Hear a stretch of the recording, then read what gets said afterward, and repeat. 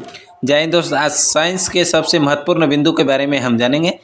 पहला बिंदु है टिटनेस से शरीर का तंत्रिका तंत्र प्रभावित होता है। मतलब इसको क्वेश्चन टाइप बनाएंगे तो टिटनेस से शरीर का कौन से तंत्र प्रभावित होते हैं, तो तंत्रिका तंत्र प्रभावित होते हैं। तो इस तरह के पॉइंट्स से देखने के लिए हम वीडियो को ज़रूर से लाइक कर दें अगर अच्छा लग रहा है तब। दूसरा बिंदु है आपके लिए कि स्वस्थ यानी कि स्वस्थ मनुष्य के शरीर में रक्त का औसत कितना होना चाहिए, तो 5 से 6 लीटर होना चाहिए। यानी स्वस्थ मनुष्य के शरीर में रक्त का औसत कितना होता है, तो 5 से 6 लीटर होता है। तो क्वेश्चन से सबसे महत्वपूर्ण बन जाता है, जो बार बार एग्जाम में पूछे जाते हैं। स्वस्थ मनुष्य के शरीर में रक्त का औसत कितना होना चाहिए, तो 5 से 6 लीटर होना चाहिए। अगला बिंदु है मनुष्य के रक्त, यानी कि जो मनुष्य का रक्त होता है उसका शुद्धिकरण कौन करता है। तो मनुष्य के रक्त का शुद्धिकरण जो है किडनी में होता है। यानी कि मनुष्य के अगर रक्त का शुद्धिकरण करता है तो किडनी करता है, किडनी में रक्त का शुद्धिकरण होता है। समझ गए। अब अगले बिंदु के बारे में जानेंगे। अगला बिंदु है आपका मानव यानी कि मानव शरीर की सबसे छोटी ग्रंथि, यानी मानव शरीर की सबसे छोटी ग्रंथि कहाँ पाया जाता है, तो मस्तिष्क में पाया जाता है। इस तरह क्वेश्चन भी पूछ सकता है, या मानव शरीर की सबसे छोटी ग्रंथि का नाम क्या है, तो प्यूटरी ग्रंथि कहाँ पाया जाता है, तो मस्तिष्क में पाया जाता है। इससे 2 क्वेश्चन बन सकते हैं। या मानव शरीर के सबसे छोटा ग्रंथि कौन सा है, तो प्यूटरी ग्रंथि कहाँ पाया जाता है, तो मस्तिष्क में पाया जाता है। उस अगले बिंदु जानेंगे। अगले बिंदु है मानव शरीर की सबसे बड़ी ग्रंथि। या कहेगा मानव शरीर की सबसे बड़ी ग्रंथि कौन सी है, तो यकृत ग्रंथि जो है मानव शरीर की सबसे बड़ी ग्रंथि है, जो बार बार एग्जाम में पूछे जाते हैं। इस तरह से मानव शरीर की सबसे बड़ी ग्रंथि यकृत ग्रंथि होता है। अगले बिंदु है इंसुलिन जो है, इंसुलिन की मतलब खोज किसने किया था या किसने की थी, तो इंसुलिन की खोज किया था वेंटिंग एवं वेस्ट ने जो है इंसुलिन का खोज की थी। तो इंसुलिन का खोज किसने किया था, तो वेंटिंग एवं वेस्ट ने की थी। ये भी सबसे महत्वपूर्ण क्वेश्चन है, बार बार एग्जाम में पूछे जाते हैं। अगले बिंदु है आपका कि वस्तु का प्रतिबिंब, यानी कि वस्तु का प्रतिबिंब आँख के किस भाग में बनता है। यानी कि वस्तु का प्रतिबिंब जो है कहाँ बनता है, तो रेटिना में बनता है। यानी वस्तु का प्रतिबिंब रेटिना पर या रेटिना में बनता है। तो बस रेटिना में क्या होता है कि वस्तु का प्रतिबिंब बनता है, यानी आँख जो वस्तु का प्रतिबिंब जहाँ आँख का रेटिना भाग वाला होता है वहाँ प्रतिबिंब बनता है। ये भी क्वेश्चन से पूछा जाता है, आँख में कौन से लेंस होते हैं, तो उत्तल लेंस होते हैं। समझ गए। अगले बिंदु जानेंगे। अगले बिंदु है नेत्रदान, यानी कि कोई भी व्यक्ति अगर नेत्रदान करता है तो वो नेत्र का कौन सा भाग दान किया जाता है। इस तरह के बार बार क्वेश्चन एग्जाम में पूछे जाते हैं। तो नेत्र जो है दान होता है कॉर्निया, मतलब आँख के कौन से भाग दान किया जाता है नेत्रदान में, तो वो कॉर्निया भाग को दान किया जाता है। नेत्रदान में जो है आँख के कॉर्निया भाग दान में दिया जाता है या किया जाता है। अगले बिंदु है सोयाबीन में सर्वाधिक प्रोटीन होते हैं। देखिए सर्वाधिक प्रोटीन किस में पाया जाता है, तो सोयाबीन में पाया जाता है, सर्वाधिक प्रोटीन होता है। 42% जो है सोयाबीन पाया जाता है, सोयाबीन में प्रोटीन पाया जाता है। क्वेश्चन पूछेगा सर्वाधिक प्रोटीन किस में पाया जाता है, तो सोयाबीन में पाया जाता है। सोयाबीन में सर्वाधिक क्या पाया जाता है, तो प्रोटीन पाया जाता है। कितना परसेंट, तो 42% पाया जाता है। अगले बिंदु जानेंगे। अगले बिंदु है जल में घुलनशील विटामिन, यानी कि जल में कौन सी विटामिन घुलनशील होते हैं, तो बी और सी। ये भी एग्जाम में बार बार क्वेश्चन से पूछे जाते हैं, सभी एग्जामों में। 10th के लिए खास करके ये सबसे महत्वपूर्ण क्वेश्चन है। जल में घुलनशील विटामिन कौन से, तो बी और सी है। अगले बिंदु है विटामिन सी।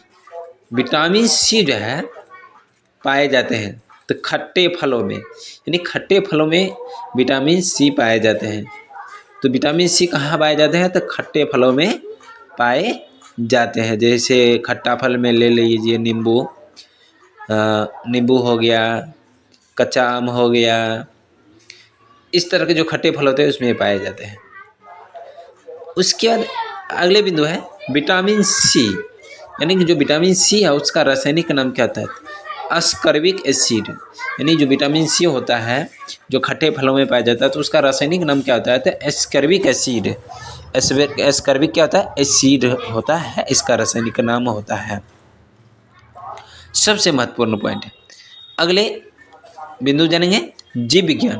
जीव विज्ञान के जनक, जीव विज्ञान के जनक किसे कहा जाता है? तो अरस्तु को कहा जाता है। अरस्तु को जीव विज्ञान का जनक कहा जाता है। इन्होंने ही जीव विज्ञान की नींव की शुरुआत की थी। इन्होंने जीव विज्ञान का अध्ययन करना शुरू किए थे, इसलिए इन्हें जनक कहा जाता है। अगले बिंदु जीव विज्ञान शब्द का सर्वप्रथम प्रयोग, यानी कि जीव विज्ञान का शब्द का सर्वप्रथम प्रयोग किसने किया था?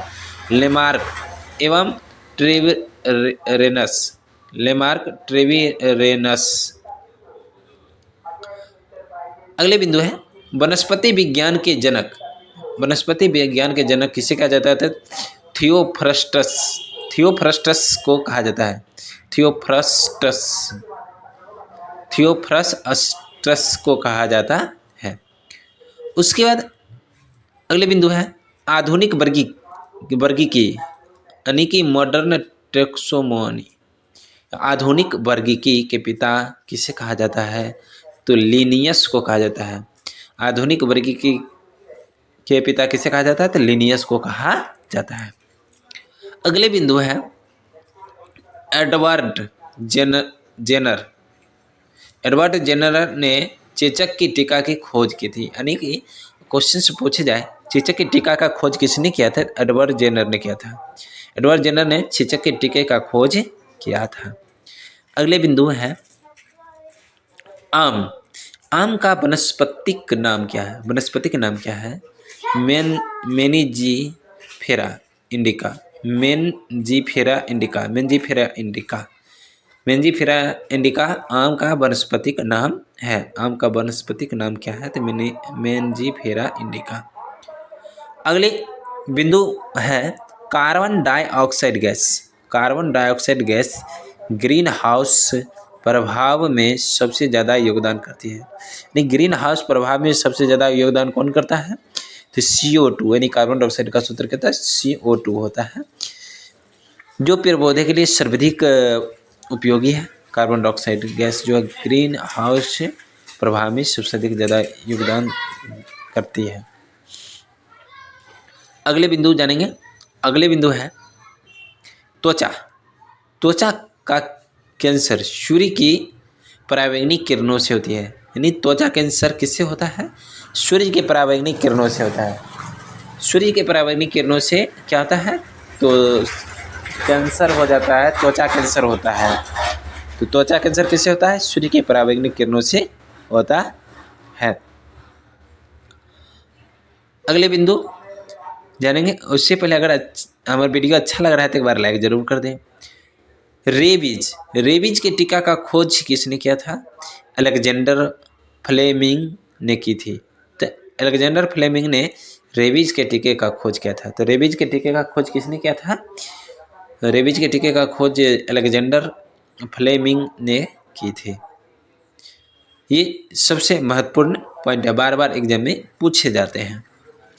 अगले पॉइंट है विद्युत बल्ब के अंदर, जो विद्युत बल्ब होता है उसके अंदर आर्गन गैस भरी होती है। मतलब कि विद्युत बल्ब के अंदर कौन से गैस भरी होती है?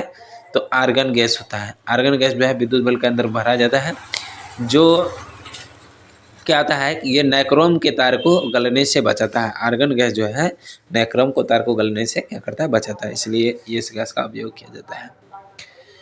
अगले पॉइंट से है नाइट्रस ऑक्साइड। नाइट्रस ऑक्साइड जो है हंसाने वाली गैस कहा जाता है। इसके खोज ने प्रिस्टले ने की थी।